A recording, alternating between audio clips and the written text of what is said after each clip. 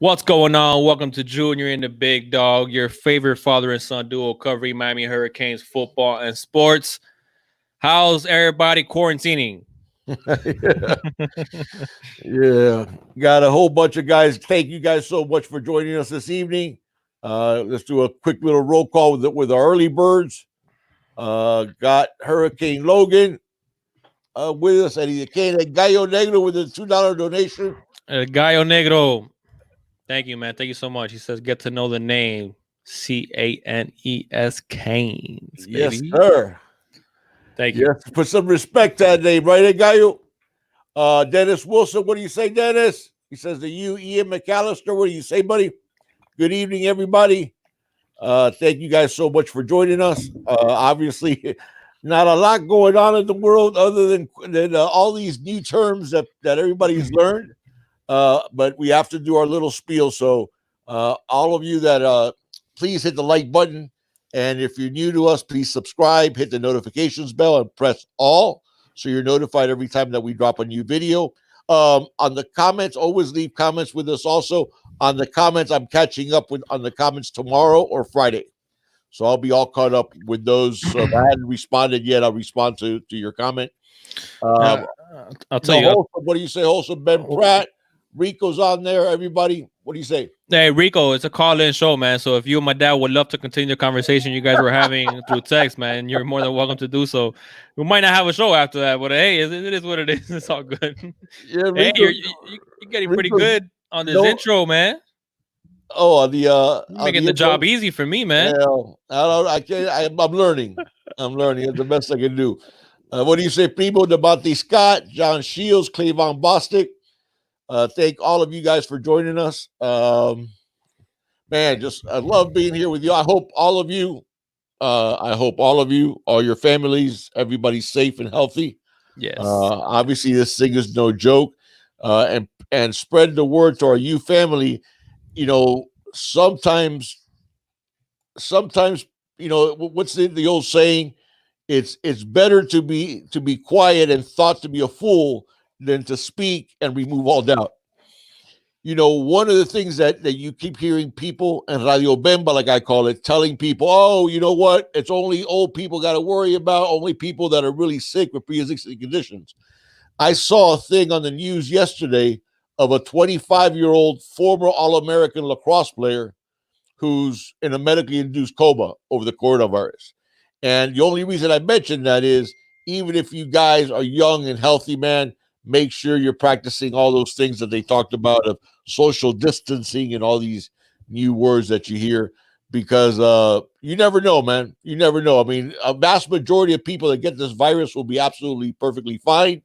But are you going to throw that dice, not just with your health, with your loved one's health? So, you know, make sure you guys are doing everything in the proper way. Austin, what do you say? Russell, Anthony, Taz. And thank you, Taz, for reminding everybody hit the like button. And, tonight we'll do a call-in show. And we'll talk about whatever you guys want to talk about. Is that what we're going to do, Junior? Pretty much, man. Not a lot going on. If you guys would like to get into anything specific when it comes to the Miami Hurricanes, you know, like I said in the on our post, this is going to be an open topic. So whatever you guys do want to talk about, obviously, you know, if it's Canes focused, that's what we're about. But if you guys want to talk about what's going on in the world, no, I mean we are inching closer to the draft, to the NFL draft. At least we hope. Yeah, well, that's gonna happen, whether it be through satellite or not. I don't think it's gonna be like it is every single year. Right. Well, we might see something along the lines of, you know, just people having their name, it being broadcast on one of the networks, and just having like a satellite kind of draft. So I do think I see that. I envision that happening. I know they had big plans because it being in Vegas, because finally the Raiders are moving to Vegas, and they had a whole big thing planned, man. And I think did you see the whatchamacallit? Like the way it was going to look like, the setup, how it was going to look like for the draft. God, oh yeah, no, I didn't see a setup for the draft. I saw a miniature of what the stadium is, and it's ridiculous. No, yeah, well, the stadium is ridiculous, but no, the stage setup that they had for the draft was even. It was gonna be by far one of the coolest things. Which ones? I forgot which hotel. I mean, which casino it was that they were gonna have it in front of, but then they were gonna have it on the water, and then they're gonna have they had the stage on the water basically, and then they had like I guess 2 walkways that led to the stage from obviously the street or whatever. So then when players would have their names called up, I guess they would either come into one. It just looked super dope. If you guys haven't seen it, but it doesn't look like we're gonna see it regardless. So doesn't really matter. Yeah, hey, we could talk some Dolphins, Lakers all day. Everybody's freaking out because they saw like a little 10-second clip of Tua throwing the ball, and now they're like, "Oh my God, Tua! I told you!" So I'm like, "Yeah, it's a 10-second clip. Relax." But Primo brings up a good question there for us to talk about. What's up, Primo? He says, "I have a question. Is it time to retire the chain and the reins, or should we make them a part of our football culture?" It is time to retire them. Time to retire them. Absolutely. Throw them out. Absolutely. Throw them out. I would say, Primo, what I would tell the players is this: because you want them, show me you want them. Show me you want them. I say we bring back the chain because think about it. All right, think about it. We're coming off a 6 and 7 season. All right. We play our first game against Temple, have a turnover. I mean, it feels a little like redundant. It feels a little like, oh, okay, cool, chain. Now get out there, let's score some points. Like show me promise that this football program is heading in the right direction. So I think it'll be a lot cooler if we just take it away. All right, get your job done, do what you're supposed to, and then when it makes a return is when we're basically declaring as a team like, hey, we're back, we're here. There you go. So that's what I would like to see, but I'll be honest with you, man. I don't really care. And it's funny, I'm saying this and I got my turnover chain shirt on today. But I'm done with it. I'm done with the rings. I'm done. I never liked the rings anyway. I thought it was kind of corny. I just never liked the rings. My favorite chain is still the Ibis. So I would like that to be the. I don't like the fact of changing every single year. I think that's kind of whack. If you want to add some things here and there, but we should have a trade, like a trademark. Like this is our thing, our chain, whichever one is going to be. Whether it's the U, whether it's the Ibis. My favorite is the Ibis. I'm not sure which one's your favorite, Big Dog. But mine was the Ibis too. Yeah, Ibis just looked amazing. In fact, I didn't like the idea of 305 just because we got a lot of players from 954, even though the school's in 305. Yeah, we got a lot of players from 954. We got a lot of players from 561. You know, if you do something, it should be for the entire trike or the state of Miami. Yeah, you know, like Howard Schnellenberger said, that area north of Lake Okeechobee all the way down. Yeah, that would be a different thing. But doing 305 to me, I don't know. I didn't like it because it's dismissive of some other players. Yeah, and wholesome. You know what my problem with that is though. I understand what you're saying. He says I never wanted the rings, but the chain has been here to stay for years, and I appreciate the want for turnovers. A chain should not, or jewelry or whatever, kind of thing. What's the word I'm looking for? Prop, whatever prop, whatever prop that you want, because teams all over the place are doing it. If that's what's motivating you for turnovers, then you have a bigger problem. Right. Well, here's that shouldn't be the reason why we're getting after the football, because they want to wear a chain. Like that should be a byproduct of us just going after it and getting it. You understand what I'm saying? So, well, Primo says he actually likes the plain U was his favorite of the chains. Here's my problem with the chain. It sort of reminds me of the guy who does an elaborate touchdown dance, but his team's losing 34-7. Right. You know, the guy who does the dunk and then just into the camera and his team down 23 with a minute left in the fourth quarter. Right. You know, that's what it seems like to me, because when we do the chain, and obviously ours was the original, ours was the one that hit everybody in the country knew about turnover chain. Okay. Even the moron that he is, Paul. I can't even, man. I can't stand that guy so much. Paul Feinbaum. You remember he had that, he put on the chain, thing, and started goofing up. Yeah, but that was corny as hell. But anyways, to me, I see a chain, and I think to myself, look at the scoreboard. We're 13-13 the last 2 years. Mm-hmm. That's the reality. Yeah. We're Miami. We're the ones that got the chain on, but we lost to FIU and Louisiana Tech last year. Right. We lost to Duke after losing to them at home. Yeah. Rico says it. Rico says, "Hey, you didn't need a chain for the six. Right. I like how you said 6 championships. That's right. That's right. It is six championships. Damn but, it. But no. But those are the things. Now I really don't mind the chain, even though I'm old school. I don't mind the chain when the team was playing worthy of the chain.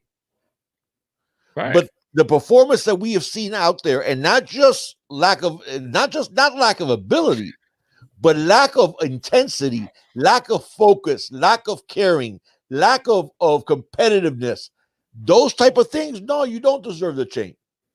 Now, you want to prove it to the coaching staff? Prove it. Prove it in practice. Prove it in the weight room. Prove it during mat drills. Prove it when you're. I don't know if they even allow them to do the Oklahoma drill anymore. We called it nutcracker back in the day. But prove it during those drills. Yeah, I don't know if you're allowed to do that. Now it's a big cane drill. Yeah, but that big cane drill isn't like the Oklahoma drill. Oklahoma drill, you did some thumping. Right, but big cane drill is like a kind of like it's pretty cool. It's pretty cool. I like the big cane drill. But that's the thing. Prove it to me because we got orange and green blood. Cohen, this is for you, Cohen. It's all about you. Cohen. Here's the thing. What has always, and that's the thing that people that don't know the history of Miami don't understand, because all everybody knows about Miami is basically that we invented swag, and that we were the team of the 80s, and we were the team, that nobody wanted to play, all that stuff, all the NFL players, the Hall of Famers, all that stuff. Okay. But what they don't know is that what truly marked those great teams was a competitiveness in practice that went above and beyond what even the coaches wanted. Mm-hmm. You know what I'm saying? Because it wasn't about, when Butch Davis was our D coordinator, it wasn't Butch is getting on me. No. It was Michael Irvin going up against, the DBs or whoever it was. And it was that and the coaches had nothing to do with it. It was the competitiveness. You saw it when they did that interview, when Reggie Wayne said he had the twisted ankle and he wouldn't come out of the game because Andre Johnson was the one that was waiting to come in. And Reggie said, if I come out of the game, I might never get back on the field. Mm-hmm. Okay, that was the thing that made the Hurricanes the Hurricanes. And you've gone from that to coaches have to motivate you, coaches have to baby you, coaches have to inspire you. Come on, man. So if that's who you are, you don't deserve that chain. Now you prove it to me on the practice field. Like I said, during those drills, prove it to me when you're running. Prove it to me when you're working out, when you're with Feely. Prove it to me when you're running gassers. If you show me that you seriously want that chain back, earn it back. And then we'll put it back. The rings, nah, I'm good with that dying after last year. Yeah. Because that was cheesy. But my thing is, a lot of people got hyped up when they saw practice with no use on the helmet. Right. And then Manny later said that, it doesn't really have anything to do with it, because he said, sometimes some guys had the use, some guys didn't. So they were like, you know what, let's just take all the use off the helmet. What surprised me was everybody was like, oh, that's what's up. Like, like you have to earn that you on your helmet. You have to.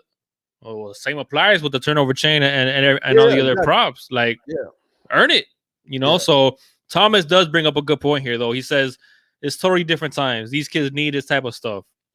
And when it comes to recruiting, I forgot who said it. I think Austin Keynes might have said it. When it comes to recruiting and stuff like that, it's something that could help, sway a kid one way or the other. So he says kids everywhere need this, and that's why every school at winning or losing, have some type of big play prop. Prop. Hashtag get off my lawn. Hello. So, I mean, I understand. That's fair. I mean, listen, That's a fair point. that's a fair 100%. assessment. That's a fair assessment. The pushback that I would give you though, Thomas, is this. I agree with you that kids nowadays are different, and those type of props, help But see, that mean something to 'em. wholesome. That's my problem. When I'm hearing that it needs to be, it's a motivational tool. If you going on the sidelines because you want to wear a turnover chain, if that's what's motivating you to get a pick, I think what he means is not so much that it's motivating you to get the pick. It's that the celebration that you wear the chain, all your teammates get around you, you stand up on the bench, you get the crowd fired up, and I get the whole thing that the chain means. But it shouldn't put more motivation for the player to go above and beyond his responsibilities as a player on the football team. I think you're reading more. I mean, I don't want to speak for wholesome, but I think you're reading more into it in that the part that's the motivation is the whole thing. It's not just the chain itself. It's the celebration with his teammates. Everybody going crazy on the sideline. The energy level amps up. Like we always do. You always see them. They stand up on the bench and start getting the crowd all fired up. That type of motivation, in the sense of it regenerates the energy level of the entire team. And Hossa was talking about the U on the helmet, not the chain. Oh, okay. That makes sense. No, I like the idea of taking the U. When I thought it was on purpose, I actually loved it. Right. I loved it because one of the things you're telling these players, and now you have the GOAT, okay, who's there in the building, who's there with the practices, who's there to be talked to. It's going to be really, really easy for the media to pick apart who hasn't earned the U on their helmet, though. Well, that's going to create a lot of storylines. That's true, but you know what? I saw one time a preacher say this, and it's true. He said some people learn by education, some people learn by observation, and some people have to learn by desperation. And that's the truth. Listen. What's good, Zoe? What do you say, Zoe? One of the things that we talked about of the anger that I felt last year to the way things dissolved is maybe chastising him in public, maybe embarrassing him, maybe benching him, maybe suspending him. You think maybe Jaron learns his lesson? Maybe he doesn't. I mean, I don't know what else. I don't know why you have to learn that lesson, but maybe he does. And maybe the other guys that needed to learn that lesson would have learned it. Now, I can make that case because that's one of the reasons why I was upset at Manny. But at the same time, I do think that this team does need that. I think this team does need that. Whatever, it's speak softly, carry a big stick, man. It's, you don't have to be an in-your-face 24 hours a day coach to get your feelings known, to let people know there are consequences to your action. Okay, so if you want to say I didn't play Junior in the second half, and the media asked me why, I say, no, it was a coach's decision. Next question. Sometimes that's all it takes. Mm-hmm. But you got to do it, though, and you got to do it consistently. Right. And those are the things that I would like to see that standard being held. And I get what Thomas's point is, and it's true. I'm not saying it's not. But at the same time, there are places with players from today, like Bama, like Clemson, that you see a level of intensity that you don't see elsewhere. So it can happen. You have to recruit, number one, you have to recruit the right guys. Mm-hmm. And number two is you have to have the right culture for them to come into. Mm-hmm. Right. Okay? And then you're going to see that type of competitiveness develop. because nobody, it's funny. You ask Troy Aikman, and this is what do you say, mate? To Perry, you ask Captain Trips. Good evening, Kane fam 101. You ask Troy Aikman, okay, and people that are NFL fans, when they remember Michael Irvin with the Cowboys, yes, they remember Hall of Fame receiver, but they also remember he got into some off the field issues, okay, on occasion, and that he had little trips to court, okay, but Troy Aikman says hardest working guy that he's ever played with was Michael Irvin. He says sometimes he didn't even know how, because he'd be out partying all night, show up at practice before everybody, outwork people, throw up during practice, keep working people, and then after practice, he'd stay for extra work. Aikman has said it publicly many times that Michael Irvin was the hardest working guy he ever played with. Okay, those are the things that Miami has always been known by. Yeah. So having those little things as a carrot to say, hey, you want this? Show me. Show me you're going to be that guy. That I find out at 10 o'clock at night was working by himself on the jugs machine. Yeah. Instead of running 30 gases, and the dude that ran 35. Yeah. Okay, the dude that he ran his gassers, but now he's going to run it again just to run next to the offensive lineman to encourage the offensive lineman to be a leader. That's how you encourage those things. You recruit the right people, and then you put them in a place where that becomes the norm. Yeah. So we'll see. But that would be. Yeah. What do you think's gonna happen, man? What do you think's gonna happen? Holtzman says here, last question. How do you both believe we will be affected this season with the virus and losing spring? I think they're going to go ahead and let us add the practices that we miss to the summer and fall sessions. I think we're going to play the season as normal. My feeling was in the beginning when all this started, I was thinking June before things start getting back to normal. I'm probably leaning in some places. Again, New York's is in for it for the next, to me, probably 2 months. That New York is going to have to be shut down. At this point, we don't know, big dog. We don't know. We really don't. We really don't. But we'll see. We'll see what happens. I think Wholesome. A lot of it depends on. I think the fact that our playbook and our offense is not very complicated helps us out. Yeah, but that does help, right? Yeah, but it's a new offense for everybody. So but it's that time, right? But it's simple.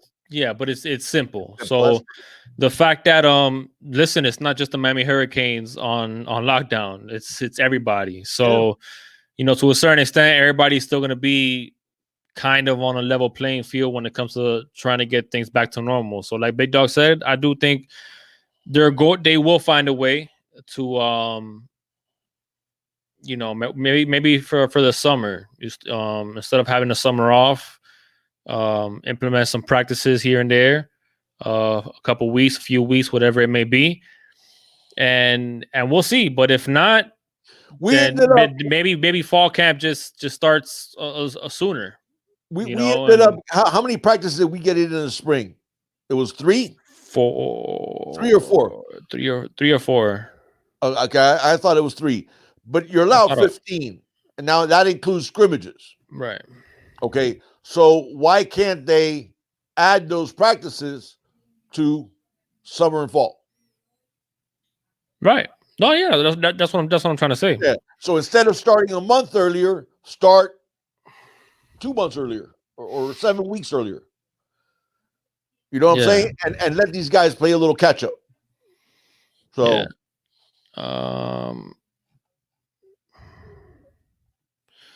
you want to go ahead and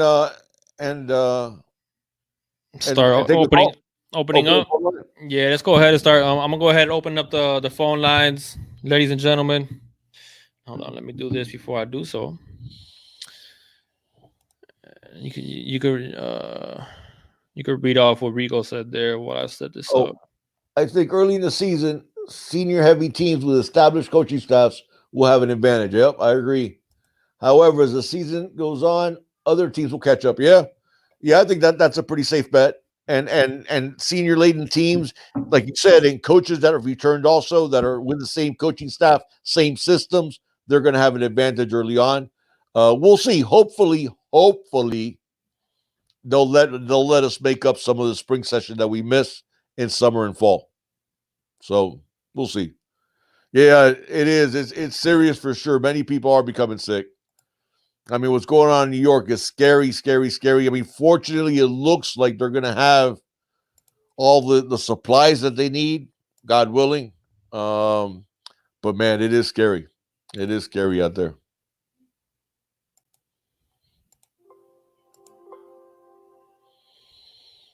You got it up and running? Yeah, just about. Just about.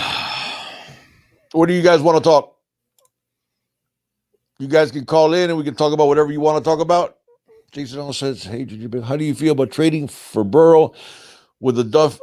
The thing, Not gonna Jason, happen, man. yeah, I don't think. That's a pipe dream. Yeah, the thing is, Jason, we need help. And I agree. Listen, if we can go get him, it'd be awesome.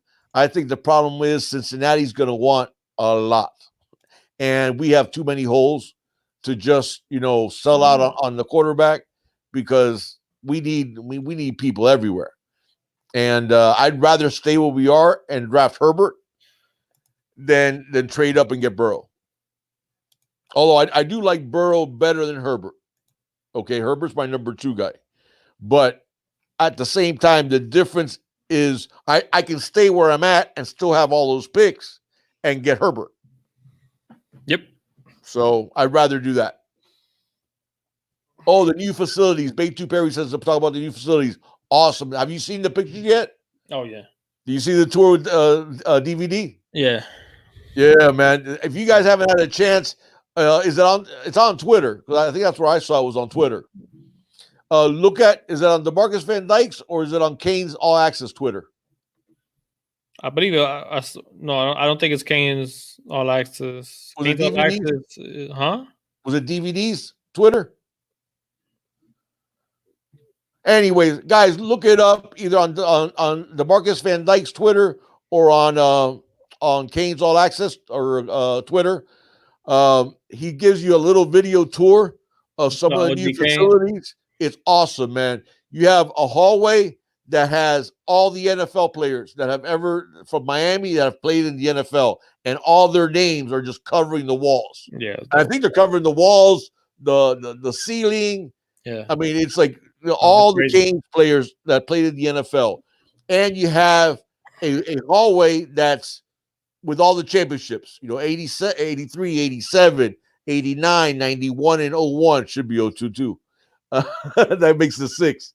But they have all those up there with like pictures of all the coaches. Good question. And it's just that was awesome. And then it has like a wall that's I think it's a in fact I know it's a running table of how many Super Bowl appearances by Hurricane players, number 1 draft picks, total draft picks of players that have been drafted by the NFL. And it's just really, really powerful. I love those. Yeah, absolutely. Anthony says legit facilities finally. Absolutely. I loved it. Loved it. Loved it. Yeah, Lakers all day is asking about the Byron Jones signing, cornerback for the Cowboys. What do you think about it, Big Dog? Listen, I know people aren't as high on Jones as they once were. I still listen. He's not a ball hawk. He's not gonna get you. He's not gonna get you interceptions. He's not gonna. Here's the thing, though. Here's the thing. We now have a pair of corners that are legit top tier corners. I'm not saying they're shutdown corners. I'm not saying they're the best as a tandem, as a pair. They're pretty damn close to the top in terms of being the best pair in the league. Okay. That's a big plus. No, it is for sure. Okay. They both have size. Yes. Okay. I listen, I'm happy with the signing. Number one, we had the money. Number two, he is a huge upgrade from what we've had opposite Xavier Howard. Oh, 100%. Okay. So that's the way I look at it. But he's never gonna play up to that contract. Let's be honest. At one time I thought he was. Now We got I'm not 5 years now. We got 5 years now. Yeah, now I'm not so sure that he's going to, but he's still a legit top 10, top 12 corner in the league. Oh yeah, no, 100%, 100%.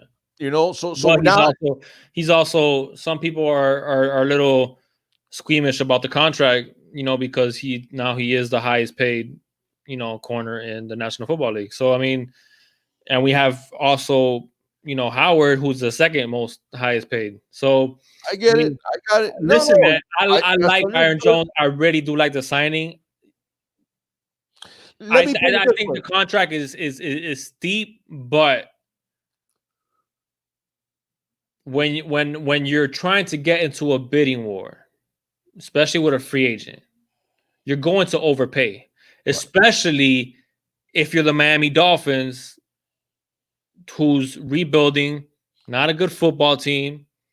If it was, maybe the Patriots, okay, he might take a well now. Right. We'll see what happens with the Pats. He'll take less money to get the ring. Right. So I mean, listen, Miami has been known to do that because they try to, but this is why I think it's different than signing like an Ndamukong Suh, for example, who everybody knew who Ndamukong Suh was. If you're not really into football, if you're not really into the NFL, you don't know how good Byron Jones is. You might not know how good Byron Jones is. Right. So yes. At one point, he had a year there. I'm trying to think it was 2018 or 2017. That he was, if you look at the Pro Football Focus's breakdowns, he was legit top 3 corner. Yeah, no, he was, man. And he was trending in that direction. Right. You're right, though. I don't think he's that anymore. But and here's another thing, and this is what I would tell people: take off your fan hat, and I want you to put a GM hat. Okay. There is no secret of how you build a team and win in the NFL. Now, obviously, you got to get the right players in place. Yeah. Okay, so you can't make mistakes. But there's 2 ways to go about it. Actually, I'd say 3 ways. Okay. Number 1, you get a really, really, really good quarterback who's playing on a rookie deal. Russell Wilson with the Seattle Seahawks several years ago. Okay? Because if you have your starting quarterback on a rookie deal, not making the big money, what does that give you the freedom to do with the salary cap? Pay everybody else. Yeah. Because let's face it, in the NFL, a huge part of your salary cap is tied up in one position, and that's the QB. And if you add the backup, who usually makes $5-6 million a year, okay, sometimes a little more depending on how good the backup is. Right. Okay, now you have the number 1 QB and QB2 probably take up a fourth of your salary cap, and now you got to pay 52 other players or 51 other players, right? Plus the practice squad, right? Okay, so as a GM, here's what I'm thinking, and this is where I think he was thinking. Okay, I'm going to go out and get Herbert. Okay. Now I said Herbert because that would be my choice. Or Tua if he's there. If his choice is Tua, or if his choice is Justin, if Tua is there at 5, they're gonna go Tua. I want Herbert. Okay, but they're gonna go Tua. Okay, I agree. But here's my point. Okay, so let's say he goes Tua. He believes that Tua will be the guy. What will he have? He will have the QB1 on his rookie contract. Right. So now what can you do? You can pay Byron Jones what he did. You can pay Xavier Howard what he did. You can pay Van Noy. You can pay all these little pieces that we've gotten to improve our team already. Yeah. Okay? because you're going to have the QB1 is going to be under a rookie contract. Now, the other ways to win in the NFL is what the Patriots have for the last 2 decades. Welcome 305. What do you say, 305? A QB and Chaos Kane, what do you say? A QB that will play on a discount, will give you the home team discount, like Tom Brady did for the Patriots for most of the last 20 years. Yeah. Okay. Remember, Tom Brady has a wife that makes 3 times as much as he does. Okay. Right. So Tom Brady has been playing on a discounted contract basically his whole career. That doesn't happen. That doesn't happen very often, though. No, you have quarterbacks that take a discount in order to win. Magic Johnson I remember in basketball, and that's going back 30 years. He sit there and restructured his entire contract and took less money just to be able to keep everybody happy. Wade did it for the Heat. There you go. That's right. Wade did it for the Heat. That's a perfect example. And other quarterbacks have done it. They give the team the home team discount. Okay. Right. Now the third way to win it is you've got a quarterback that doesn't give you the home team discount, but he's just that dude, and he's gonna keep you in the games by himself, a la Aaron Rodgers, Patrick Mahomes. Now, when Patrick Mahomes gets paid, well, there you go. That's a perfect example. Yeah. What is Patrick going to choose to do? Is he going to break the bank? Because let's face it, whatever the dude asks for, you're going to give it to him because he's that good. Okay, so is he going to take less money so you can keep all these pieces that are going to let him win championships, which is what I would do. Because listen, at the end of the day, I get it, man. I don't think so. You know why? Because I think the Chiefs are going to be like, "Hey, look, we're gonna offer you $80 million a year," and I think he's gonna be like, obviously not $80 million, but he's going to be the highest paid quarterback when. Listen, and obviously he should be. Obviously he should be. I mean, but the thing is, if I'm in Patrick Mahomes, listen, man, people, we just talked about the ultimate guy that did it for a discount for the last 20 years, Tom Brady, right? Yeah. Okay. He still made $200 million in his career. Yeah.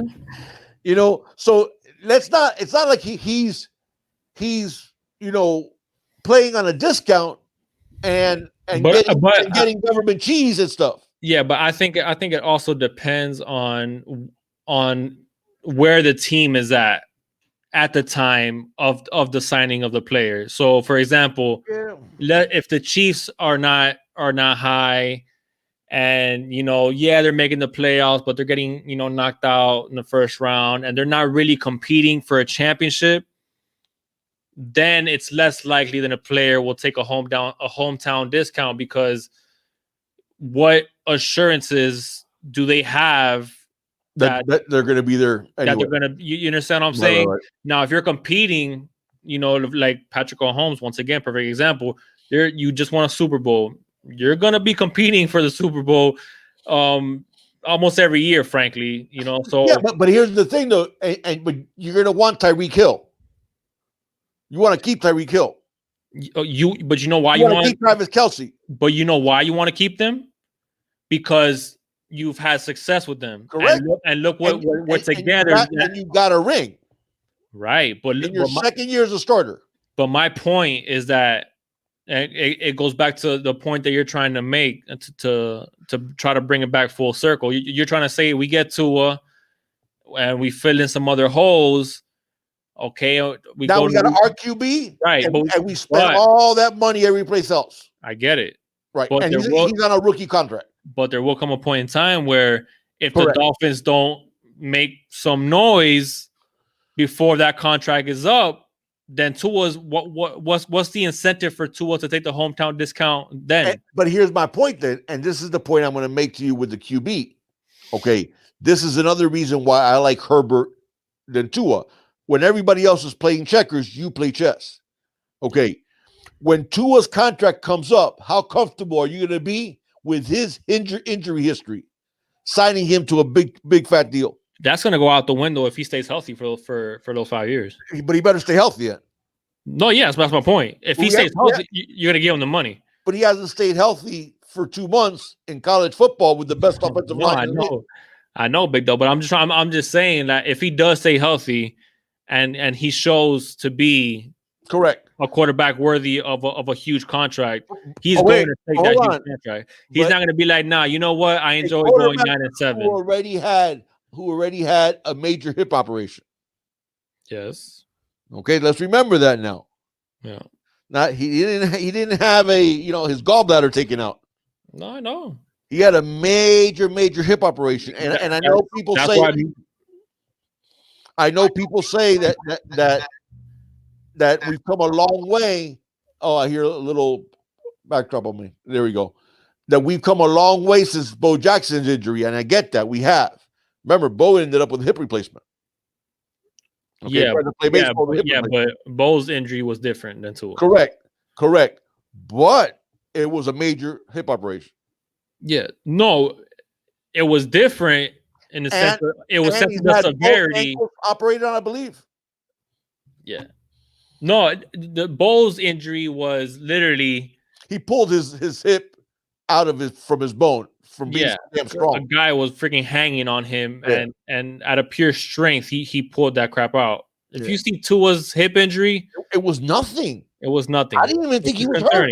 Which is concerning, man. Which is concerning, and which is why I'm on that boat with you with Justin Herbert. 99% of the people that are on this chat right now don't remember the name of the player that hit Tua that injured him. No. But when he's going to get hit from now on in the NFL, you're going to know the player that does it. Yeah.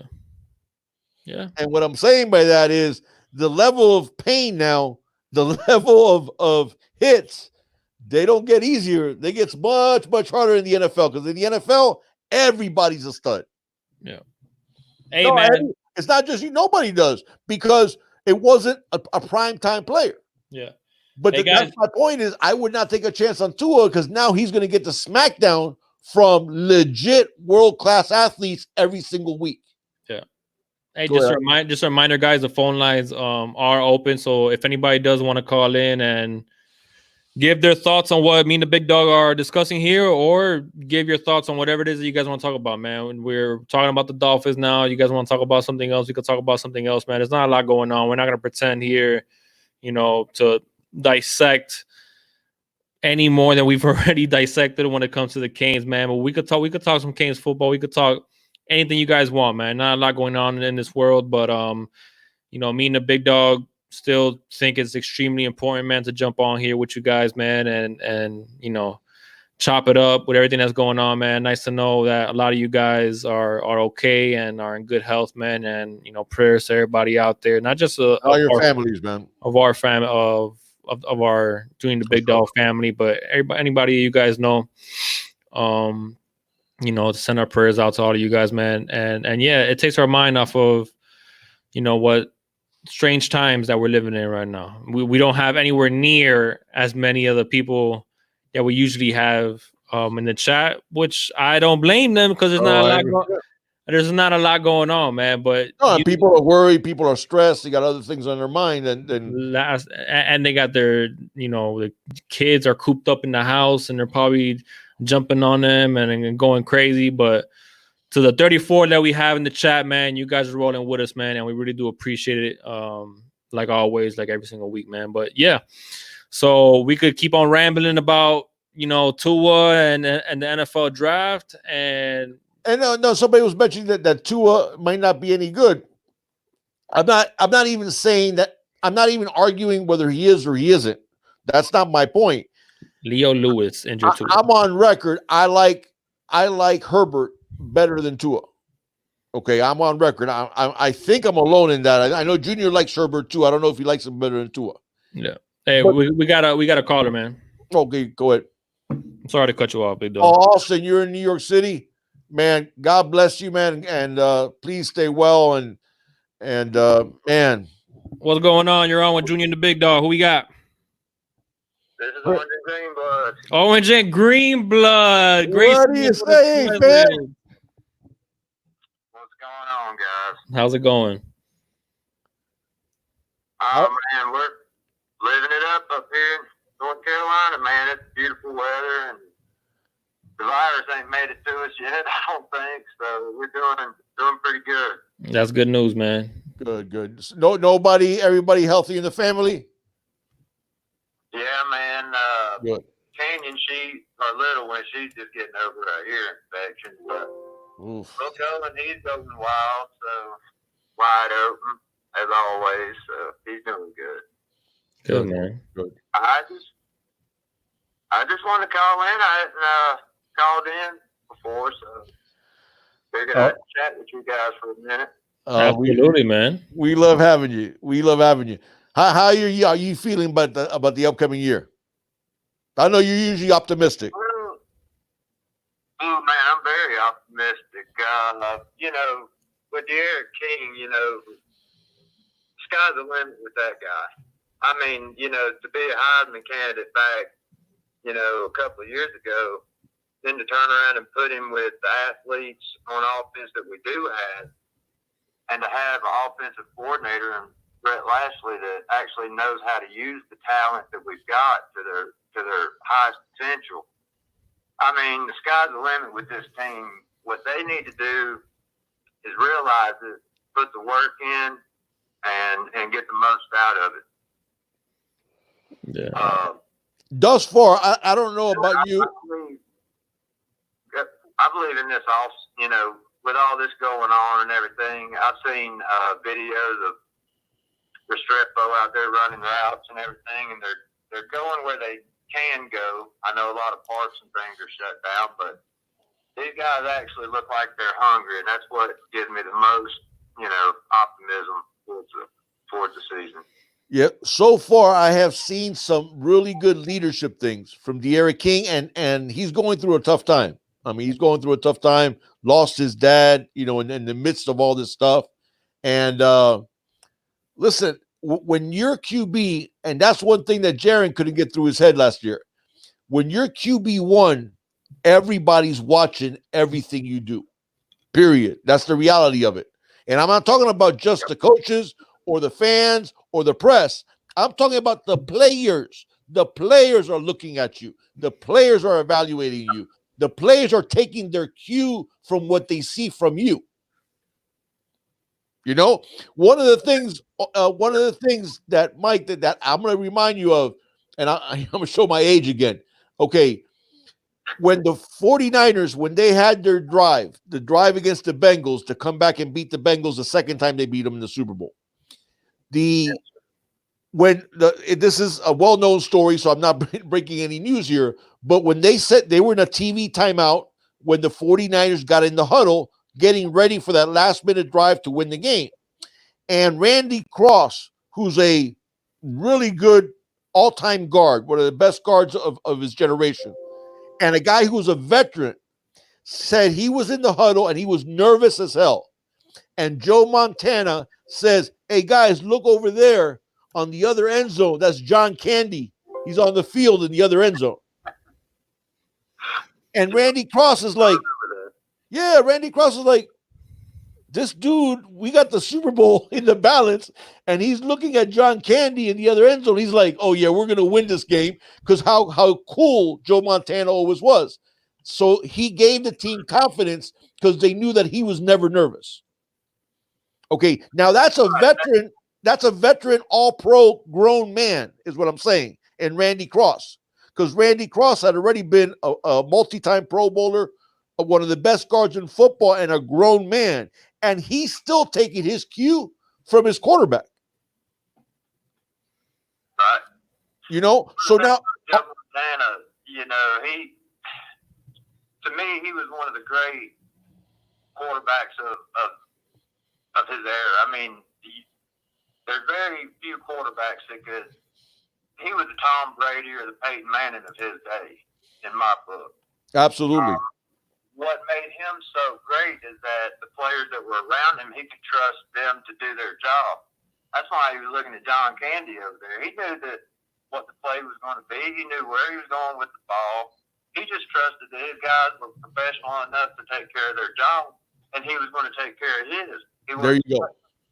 That's where we need to get, as a team, is knowing that as a brother, I got your back, man. Mm-hmm. Perfectly said. Whether it's out here on the street or out here on the practice field, I got your back no matter what. I'm not going to let you down. And There you go. when we do that, that's when our program changes. That's when our culture comes back. We're not trying to change the culture. We're trying to get our culture back. You know, everybody else has come in and stole our culture.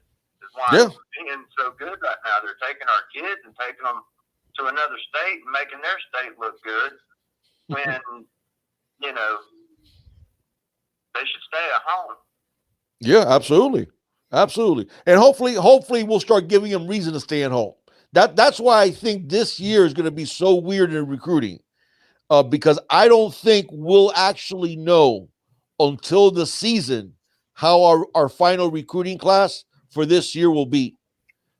And a lot of it is going to depend on come November, are we sitting with a chance to go to Charlotte to play the ACC championship game where we're scoring 40 points a game, where we're exciting, where we're getting buzz on a national level? Because if that happens by November, then I think that 2021 recruiting class is going to be special. If we don't do that by November, we're in trouble. Well, you know, last year, I think it was either you or Zoe that brought it up about if we would have had 30 points a game, we would have, you know, we'd have been like 10-2. Exactly right. Yeah. So that's 28 points. That's one touchdown per quarter. I mean, that is not an unbelievable feat to accomplish. You know, score once a quarter and kick a field goal, and you got 31 points. You know, that's 10 of your games right there. Yeah, that's true. I believe with Rhett Lashley, we're going to score at least 2 or 3 touchdowns in the first half, and you know, at least the same in the second half. Yep. That's not hard to do with the talent that you've got. The question has always been with the offensive line, but with his scheme and the way that the offense is going to be run fast paced, it's going to help our offensive line out tremendously. Absolutely. And, you know, so I think that all the way around, from quarterback to our offensive line, to our skill players, we have got depth, you know, at the skill positions that are just unbelievable. Yeah. Offensive line, I believe, is coming around and is going to be ready for this season. I have full faith in those guys. Good. That's really that's good. And listen, I think that's going to the offensive line is going to depend. But you're absolutely right. The scheme helps the offensive line. That's number one. Number two, I think you're going to see a tired defense for sure, which is going to help us impose our will in the run game when we have a numbers advantage. So those are things that Rhett Lashley is going to bring that's going to do nothing but help the offense. So, and by the way, help the defense too, because that defense is going to have to practice against that offense. Right. So I agree. Well, Holsom and Paul brought up a good point on Paul's show the other night. They were talking about what the difference possibly could be in I guess the season as far as the quarterbacks and wide receivers go, is if they're out there right now studying what Rhett Lashley would call on a certain play. And I thought that was a brilliant point to make, because if they're studying and working on the fine details of those plays and their timing, I mean, that's what Wake Forest and their receivers and quarterbacks were doing. And I mean, they were spot on. You know, last year, it's just going to be a crucial thing that they get their timing down. And if they do end up tacking what time we lost from spring on to the beginning of the summer, that is where we're going to benefit the most, because our offensive playbook is supposedly very easy. These guys should have, you know, with nothing to do but being, you know, hoarded up at home, they should be in that book learning and have that playbook down pat to where when it does come time, everybody knows what they're doing. They're just working on their time and their fundamentals and whatnot. 100%. And like even when the category 20 class came in, they a lot of the kids talked about how they were in a group chat together and everybody was communicating back and forth, man. And listen, the way technology is nowadays, I mean, through webcam or FaceTime or Skype, I mean, whatever it is, regardless if you can't be, together with your brothers, physically because everybody's with their families, hunkered down and whatnot, but they do got a lot of time to themselves, and there is a lot of studying and a lot of evaluation on the new changes, on plans, and one of the most important things, in my opinion, is building relationships. Is building that friendship with not just the young guys that are coming in, but between the young guys and the older guys. You could have Sam Brooks calling or just talking with McLeod, or you could have Christian Williams to Corey Couch, talking to Al Blaze and Ivy, and you could have De'Ara King and the quarterbacks talking. I mean, so there's just so much that goes into having this much time off. I just hope and pray that our players are doing that, because that's something that is going to be, really, really beneficial, not just for when we actually do get on the field, but collectively as a unit and leadership. One of the issues that we had this past year and the past couple years has been the lack of leadership on the team and player accountability. So sometimes you get this time to reflect, and then you build these kind of relationships. It's not, if a new guy comes in and you're joking around or you're trying to hold them to a certain standard, he might take it some type of way because he doesn't really know you. But when you build a relationship, when you build a rapport, a friendship as brothers, and nobody gets offended for being called out for whatever it is, that's when you start to really see a team gel and take that next step in the player accountability roles and whatnot. So I think, man, this time everybody has this time off. I think that's what I think about the most is building this relationship, building the friendships, and just building in that bond. Yeah, and I saw in our limited practices, I saw De'Ara King do that. Right. I did see De'Ara King start taking that mantle of leader, start taking that mantle of building that relationship with the players. Yeah, for sure. Jeffrey Francis brings up a good point too. Do you want to take another call, Junior? Yeah. Are we done? Okay. Oh, wait, hold on. Orange Glee, bro. You got something else? No, but I appreciate y'all taking my call. And no, thank you. Next time, we love you guys, and is this obviously family at this house. Thank you, brother. Obviously, I won't disclose it with anybody, but just so I know, in case you want to call it in again, is this your number? Yeah, that's my cell number. All right, cool. So I'll go ahead and save it into my phone, so I know exactly who's calling in next time, man. It was when I heard, this is Orange and Green Blood on the line, man. It brought a smile to my face, man. So thank you so much for calling in. We really do appreciate it. Hey, a big hug to Cohen and Kanye for both of us. All right, y'all have a good night, and I'll be in the chat. All right, you got it, partner. You got it. Yeah. Big hug to Cohen and Kanye. Jeffrey Francis brought up a good point about getting players from smaller towns like Kelly Jennings. Remember Kelly Jennings very well. Listen, that's you got to have some of them dudes. You have to have some of them dudes.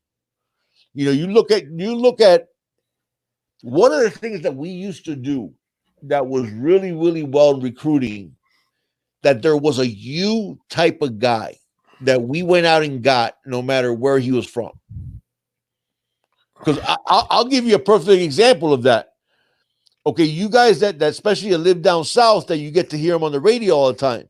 Is there anybody in this world that bleeds that orange and green more than Brett Romberg? Joaquin Visa. No, I know he does. No, but I'm just saying. But Brett Romberg is one of those guys. Yeah, no, for sure. He's Canadian. Yeah. Oh, I know. I see. Okay.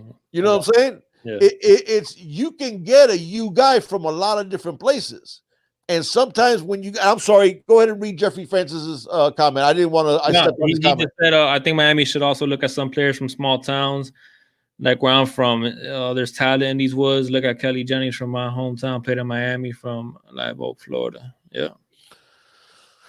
I mean there's truth to that, man. There's it's almost like you find that a lot in all kinds of different places, man. In all kinds of different places. It's just a matter of identifying the type of player that you want character-wise, and then trying to fill up your team with as many of those type of guys as you can. Well, look, Big Dog, to that point, I think there's a lot of those kids in this category 20 class, man. I think there's a lot of those kids. 100%. So 100%. You know. And I'll tell you what, from what I see how our 2021 class is shaping up, if we have a good season, we'll end up with a much better class, but not with better characters than our 2020. Our 2020 class in mass can change the culture almost by themselves. You got some really hardworking guys in that class, man. Oh, you do. You know, and some, you know, we talked about Jalen Rivers and his grade point average. Javier Restrepo. Oh, my God. Chug Mobir. Oh, Mobir. I didn't even know you were in the chat. I hadn't seen him in the chat either. Thank you, Chug. Seeing the Big Dog Great Show as always. Hope all your family is safe and good. Here's a little help in this time of need. Go Canes for life. And hope all of you family is good and safe. Chug Mobir, man. You are the MVP, and same to you, Chug. I hope all of your family is safe and healthy and stays this way and stays that way all throughout this crisis. Hopefully it doesn't last as long as we fear, but thank you so much, Chug. You are the best. Thank you, partner. Can't tell you how much that helps and how much that means, Chug Mobir. Thank you so much, brother. You're always coming through now, not just for your financial support, but just your support in general, man. I might have to just eventually let you win in dominoes when I do take you up on the invite. Now I'm gonna feel bad, Chug, man. I'm not gonna feel right. He's gonna want you to try to take it from him. It's not gonna feel right, man. Dante was weighing in that he's also in favor. He likes the chain in the rings. You know, I do like the fast and physical. Dante is my problem is there was just too much eye on last year's team, man. And I think Dante, I don't want it. I want no part of no jewelry this year. Well, the rings I definitely didn't like at all. I don't want the chain either, man. And I hated that, like the way that they showed off the rings like that. And there's something effeminate about holding your hands like that with rings. Listen, it almost looks like they were showing like the manicure. Do you really think? Okay, maybe this is not fair because although I am a millennial, I was brought up pretty old school. So, right. But do you ask yourself this question? Do you guys really believe? Okay. Let's take Justin Flo for an example. Okay, he had Oregon, Clemson, Miami, USC, right? Do you really think if he's weighing one school or the other, he's gonna be like, yeah, but Miami has a turnover chain? No, but that's good. That's gonna make him come to Miami. I do think when kids go to the games and they feed off that energy. They see that energy that a turnover chain brings to the fans and stuff like that, and to the team, to the players. That's what they like, and they do like that. How much, Big Dog? Last year when we were not having a very good year and we had turnovers, how much was it hyping up the fan base? That's my point. That you need to win, man. Yeah, when you're 13-13 in the last 2 years. Do you think that Notre Dame game wouldn't have been as hype if we didn't have the chains? No, I got you. Hey, listen, I love the chains. I've always loved the No, chains. I do too. My point is that, man, it just feels like how do I If put? I don't know how to put it into words. to Like me, it goes back. That it makes me feel at least like that, like the guy who's doing an end zone dance, but his team's down 34-7. That the other team just goes, "Hey, look over there. Look at the scoreboard. You see the scoreboard?" That's Yeah. what it feels like to me. Yeah. Because we have the chain and all this swag, but we lost to FIU and Louisiana Tech. That's my point. Them Canes, like that Notre Dame game would have been hype regardless. Oh, absolutely, it was crazy. Does the chain add a dynamic and do fans get excited? Obviously, you got kids with the chains on, you got the shirts, you got yes, I understand that the fan base loves it and it's for the fans. And when the players get up there and I actually think it's more for the players than for the fans, really. But the interaction the players and the fans gets hype. Yeah. I don't know, man. The Austin Kane says the chain has gone in the heads of other teams, especially FSU 2 years ago. I mean, Austin, I don't know if the chain is necessarily. I think their book bag got them in.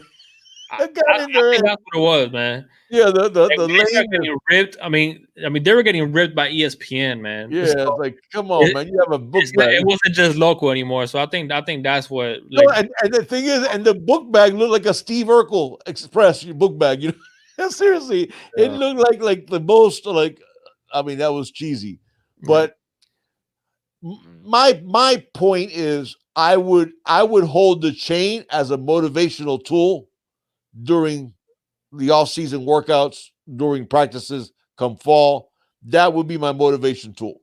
And in order for us to use the chain, the players would have to earn it every week. You see, but I don't think that has a good purpose, Big Dog, because I think the reason why these kids like wearing this chain during game days is so they could floss with it and so everybody could see it and like, hey, look at me type of thing. Right. I think them getting in the locker room behind closed doors with the team, I don't think they're gonna care about that. I got you. I think what the chain brings is, not only did I make a play, but I'm gonna take off my helmet. You're gonna know my face, and I'm gonna do it wearing this big old donk on my neck, standing up on the bleachers. Hey, look at me. I mean, that's what it's the whole. No, and what I would like to see with the chain that comes with the chain. One thing I didn't like, and sometimes we didn't see it because sometimes we saw teammates share the chain, is if I recover a fumble, but you caused the fumble, I'm the one that gets to wear the chain. Well, what I want to see is I get the chain and immediately I walk over to you and put it on you because you caused the fumble. You know what I'm saying? More as a team thing. No, yeah, I agree with that. You know? But I would use it as a motivational tool. Yeah, but enough of the change. You're right, them Canes. Yeah. Yeah, Taberny, I don't know who thought. What do you say? I saw Mr. HD was with us too. You want to go ahead and take another call? Yeah, no, I've had it open. Nobody wants to call in. Whoever wants to call in. If you want, we can start doing some rapid fire. Yeah, let's do it. What would you guys say is the bad part of keeping the chain? Austin, to me, it's too much business as usual. Yeah. And I think we need a kick in the butt. I think we need as a program, players, I think they need you know what? You guys haven't earned squat. You guys are going to go down in history because let me tell you something. That's never going to change. We are always going to be the team that lost to FIU and lost to Louisiana Tech. Got shut out by Louisiana Tech. You know what it is that when the chains are amazing when you're on national TV and you're winning and you're beating teams and you're winning. Right. But when you're losing, you're playing 500 ball. Playing too hard. Right. And then you're playing FIU and you're losing to FIU and you get a turnover and you put the chain on. Who's going to care about the chain? Right. I'm gonna be like, okay, whatever. Like, I don't want the chain to lose its oomph. I don't want the chain to lose the euphoria, the shock, the sweat.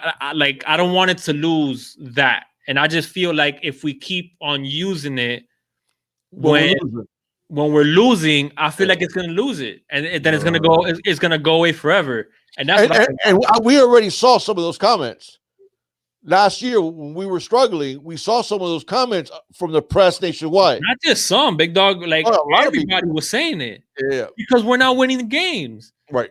So then it's like, okay, you're gonna keep on trotting out the chain out there, but you're not winning. You're not beating the team. And you're not playing with that competitiveness. So then what's gonna happen to the chain? Right. It's gonna lose everything, and then it's gonna eventually be shelved and be gone forever. And that's what I don't want, because I originally loved the chain, and I still do love the chain, but I love winning more. Okay, so when we were 10-0, when we were 10-0 and thumping Notre Dame and Virginia Tech in back-to-back weeks, that chain was the thing. Hello, hey, I was wearing my chain shirt every single game, as a superstition. Yeah, I remember. And every single turnover, I would FaceTime Big Dog. Yeah. Or I would send him a picture. Different position. Yeah, in different positions. Like if because I was already getting superstitious with the chain, and I love the chain, but I don't want it just to be like, ugh. So that's why I'm like, let's jump off it. Let's jump off. Yeah, let's go to what else you guys want to talk about. Sigmund says they like to see themselves on TV. That's also part of it too, for sure. Well, that's what I'm trying to say. Hey, look at me, like. What do you say, Adam? Flossing with everybody. I mentioned Mr. HD too, right? Because I saw him here earlier. Yeah, you did. What do you guys want to talk about? And again, guys, please hit that like button if you haven't hit it already. And as always, if you're new to us, subscribe, hit the notifications bell, and hit all. And always leave us your comments, and please share and retweet. And we promise that the shows are much better when there's actually sports. When there's actually something going on. Yeah. All right. Gallo Negro says he's calling in. He's calling in. I want to see. Oh. Jeffrey says he feels that D. Wiggins is going to be the man. Jeffrey, I do like to see what D is going to do.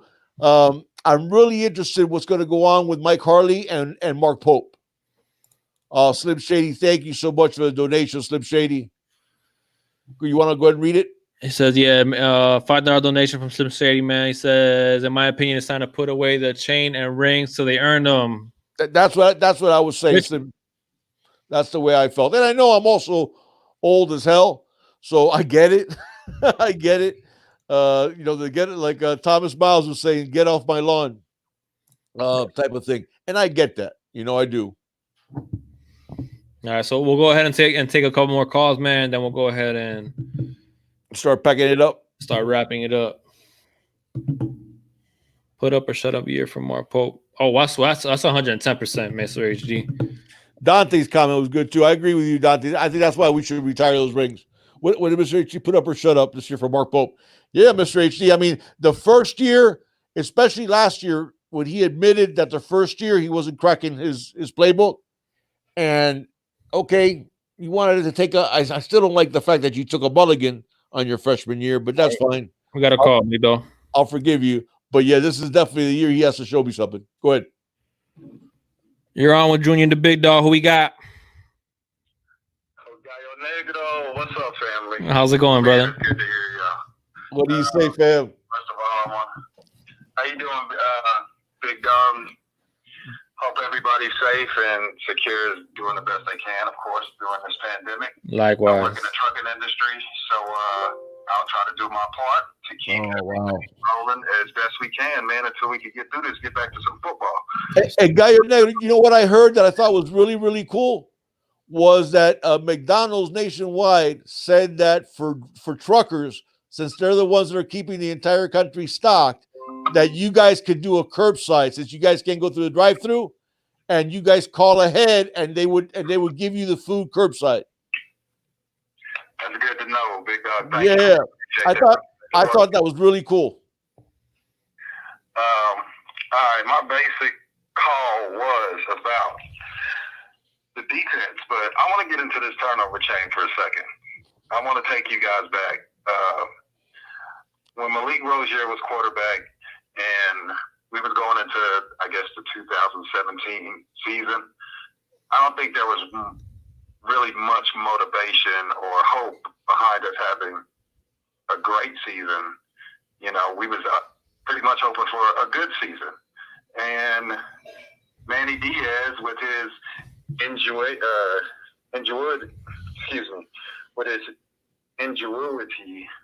can't say it. He came up with this turnover chain, and I really remember that chain having a motivational effect during the Georgia Tech game. Not only was that turnover key to the crowd getting into the game, also the effect of the rain during that scene when the turnover happened, and then immediately going to score. I really feel like that turnover chain helped the 2017 season and helped the Canes, and it did propel them to a 10-0 start. But I do agree with Junior that it went to their head. When you're dancing on the sidelines and you're 5 for 17 on third down, I mean, you need to get your priorities straight. But I don't think the chain need to be removed totally. I don't like the touchdown rings because I feel like the offense, they get the glory pretty much all the time anyway. And the fact of the matter is, whenever we get back to football, I feel like, Junior, man, you're being real pessimistic. I feel like you're being real hesitant and real cautious on the season. And I think that this is one of those moments. I feel like, unfortunately, this pandemic, it did help the Hurricanes because we did get those 4 practices in, and other teams didn't. That's true. That is true. I also feel like that a lot of parents are going to make executive decisions when it comes to their children within the next couple of years. And it's not because of football. It's going to be because of our medical situation. Who wants to be across the country in Oregon playing for Cristobal, who's a great coach, when your parents just went through something like what we're going through now, and they want to watch you play before they leave this earth? So I feel like it's a lot of factors coming into play. So you think it's going to have the effect of more of our great players staying home? Is that what you said again? You think it's going to have, like the pandemic is going to have an effect on more of our players staying home in South Florida and not leaving the state? Exactly. Okay. 100%. That's an interesting. That is interesting. Yeah. Well, you have to think about it. It's making families be a lot more together than they normally are. Mm-hmm. Yeah. I mean, just think about it. If you had a child and he's thinking to go to North Carolina, Syracuse, Pittsburgh, you know, these states they're going through their own situation with their own legal system. And as a country, we're so confused right now we don't know to follow the governor or your mayor or your state legislator. It's just so confusing. If I was a parent, I'd be like, look, dude, when we're getting over this, when you make a college decision, it needs to be within 100 miles. You know, it needs to be within 200 miles. So we can at least have that connection to be able to reach out and be together in these type of moments.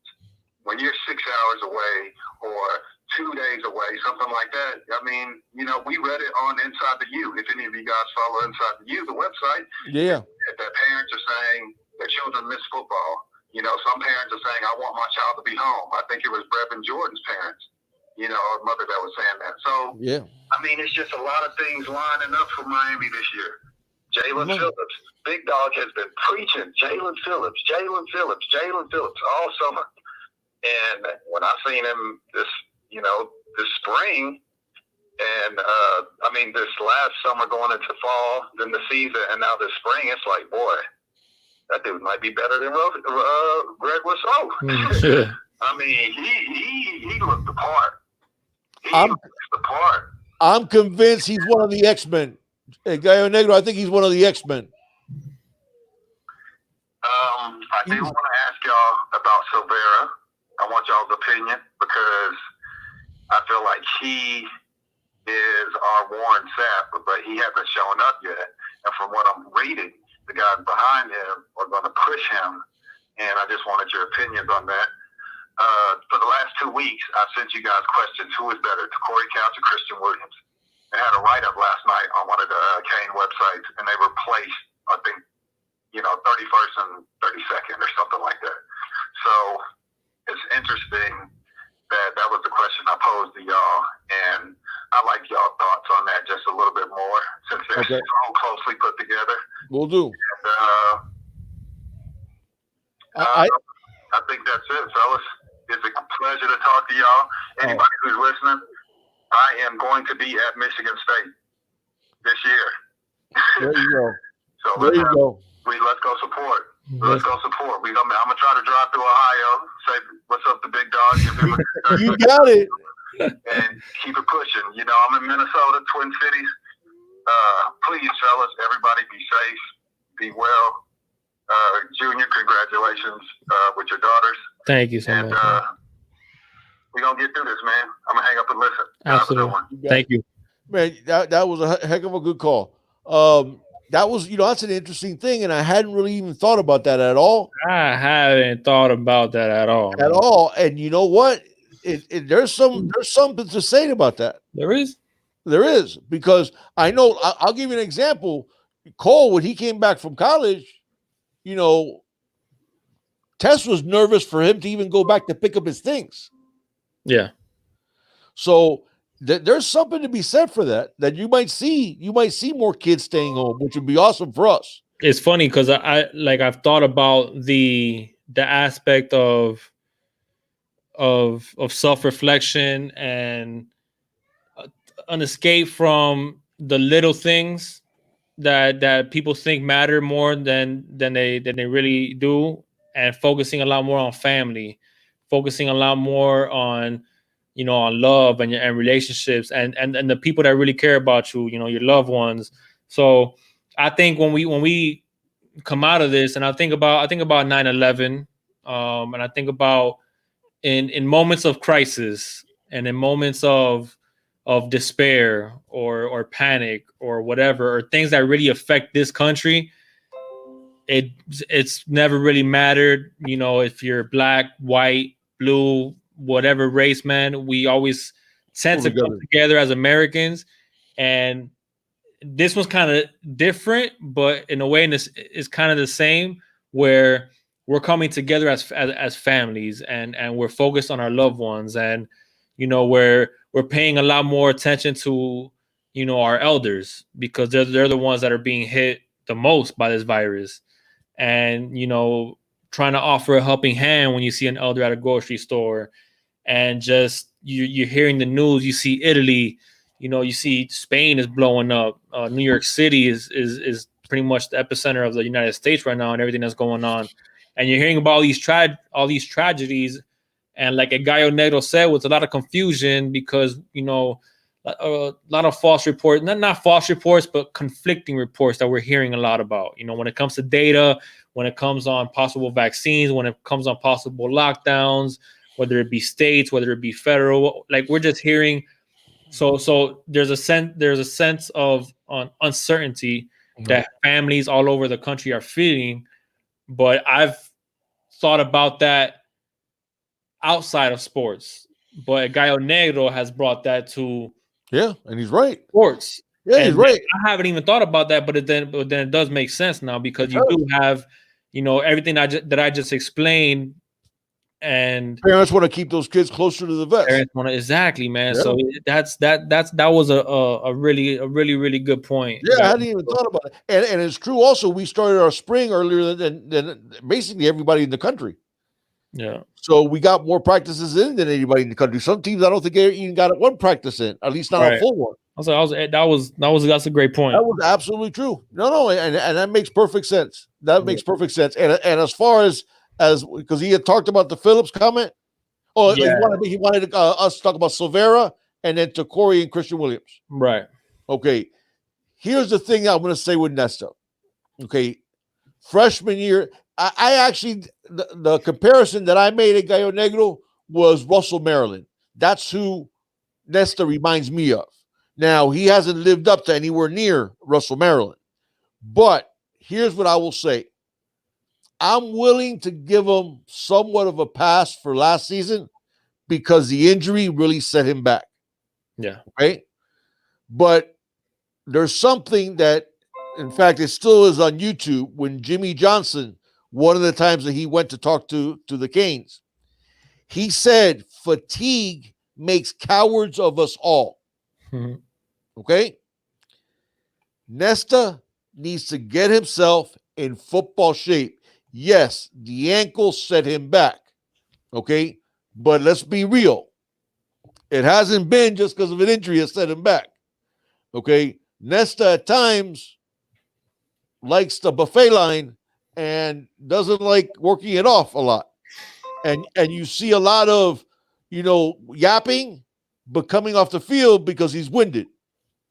You guys saw when he got playing time his freshman year against Wisconsin, okay, they ate his lunch, okay, and took his lunch money. He was a baby, though, man. He was a baby. He was a freshman. And listen, he was going up against those big. True freshmen should not be playing D tackle in college football. You need to look at how good Jason Blissett and Jared Harrison Hunt are, and they redshirted. Yeah. You need to redshirt as a freshman. I get that. So I'm not going to hold that against them. I'm not even going to hold last year next to him. No, you can't. But I need you, Nesta, to be in the type of shape where you can play 65, 70% of the snaps at D tackle. Because if not, you're going to be an underachiever. Yeah, I agree with that. And you're going to be an underachiever because of work ethic issues with your conditioning. Yeah. Okay, I'm not talking about, listen, D tackles, you have to be stout, you have to have girth, you have to have that size, you have to have that weight. So I'm not even talking about the weight.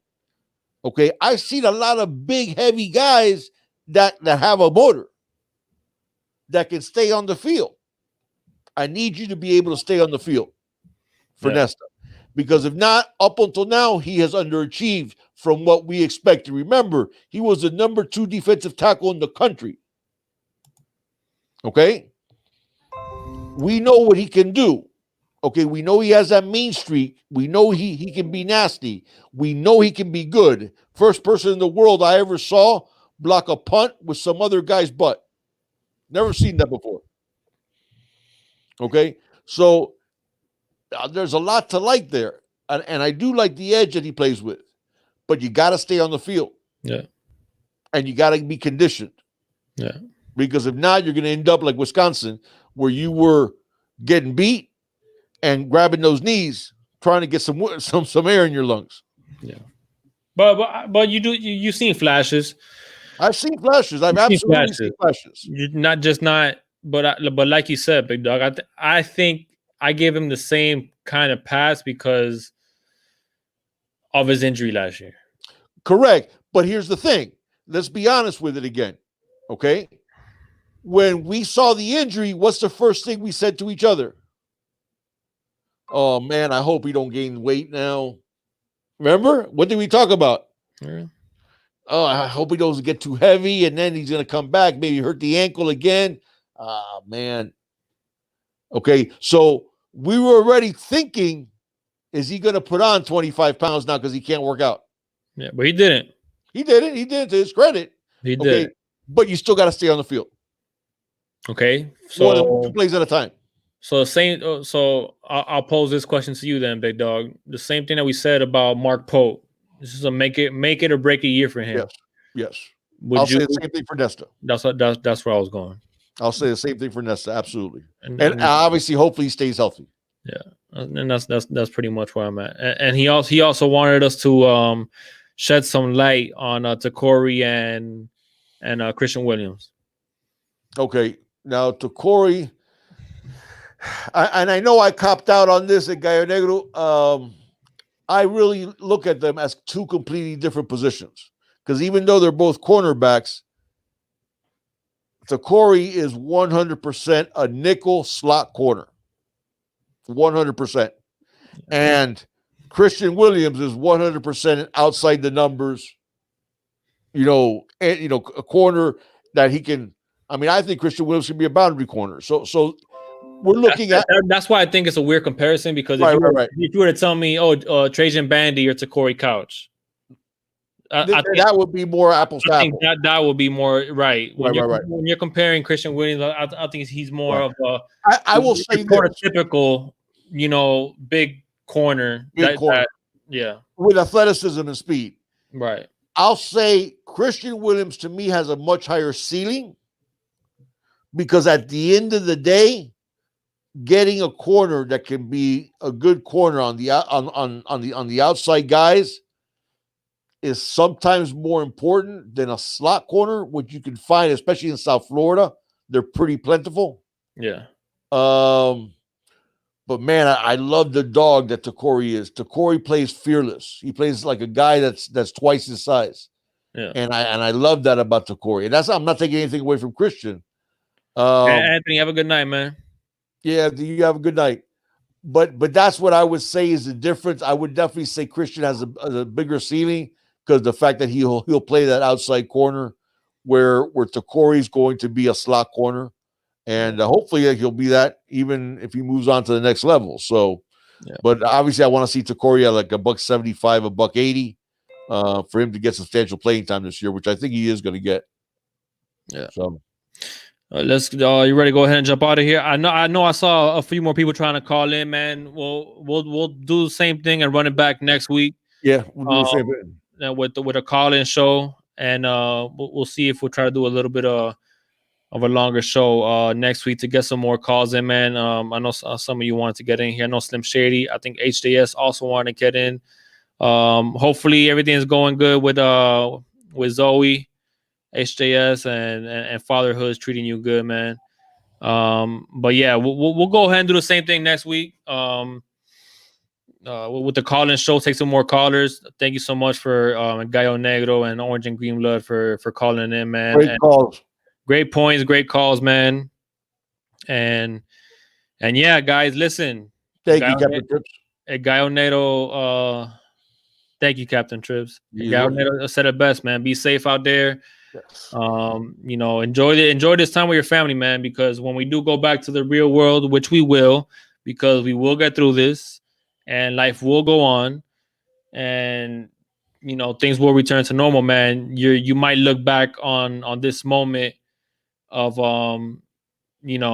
being hunkered in so much and not being able to have the same freedoms that we usually are accustomed to. But you might look back on it and miss it and wish you would have taken more advantage and maybe not taking it for granted, because some people take it for granted. They want to get out, they want to do this, they want to go to to a park, or they want to go to a club, or man, enjoy this time with your family, man, because you never know when or for how long you're gonna have them around. So enjoy this, man. Stay home, stay safe, stay with the family. Stay with the family. People are using board games again. People are breaking up Monopoly and stuff like that, and playing together as a family. I think that's like the coolest thing I ever heard about this. Yeah.